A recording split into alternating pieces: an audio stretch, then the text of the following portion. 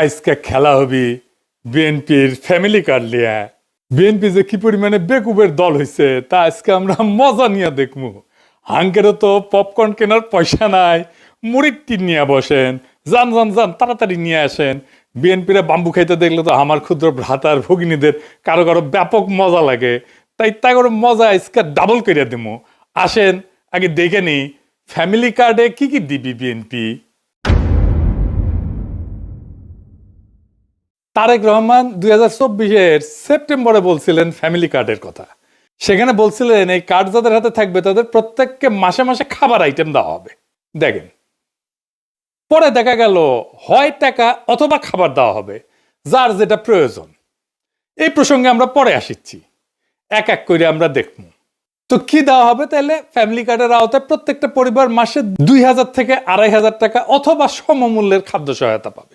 তবে খাদ্য সহায়তা কি পাবে সেটার ব্যাপারে বিএনপির নেতাদের বক্তব্য আছে, আমরা ওইটা দেখব। আমরা ওইটা দেখে খাবারের হিসাবটা করে নেব। এই সহায়তার নগদ অর্থ হিসেবে অথবা নির্দিষ্ট খাদ্যপণ্য যেমন চাল, আটা, ডাল, ভোজ্য তেল এটা হিসেবে দেওয়া হয়ে যেতে পারে। তো আমরা এই যে এটার একটা হিসাব কেজি ধরে করে দিছে এক বিএনপি নেতা, আমরা সেটা দেখেই হিসাব করব। এতে একটা পরিবারের খাদ্য চাহিদার একটা বড় অংশ নিশ্চিত হবে বলে তারা মনে করে আর কি। টাকাটা আসবে কিভাবে?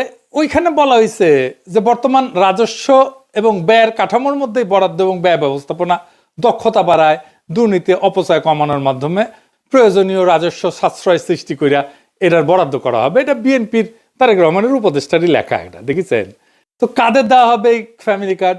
সবাই পাবে, এটা সার্বজনীন, মানে দেশের সবাই, এমনকি সেটা যদি প্রাইম মিনিস্টারের বউ হয় সেও পাবে। ওই সময়ই বাংলাদেশ বিনিময় পাচ্ছিল আমরা নিয়ে আসছি ফ্যামিলি কার্ড। প্রাইম মিনিস্টার ওয়াইফও যদি মনে করে যে আমি সেটা ইউজ করতে চাই, ইউজ করতে পারবে।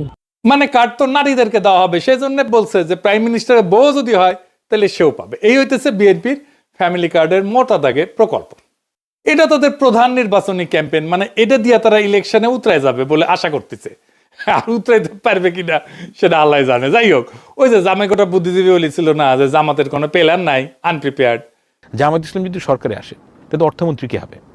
আপনি যে কোনো জামায়াত ইসলামের লোককে জিজ্ঞেস করেন, পাবলিক ভিশন এগুলো নাই। জি, তো আসেন বিএনপির কেমন প্রিপারেশন নিচ্ছে সেটা দেখি।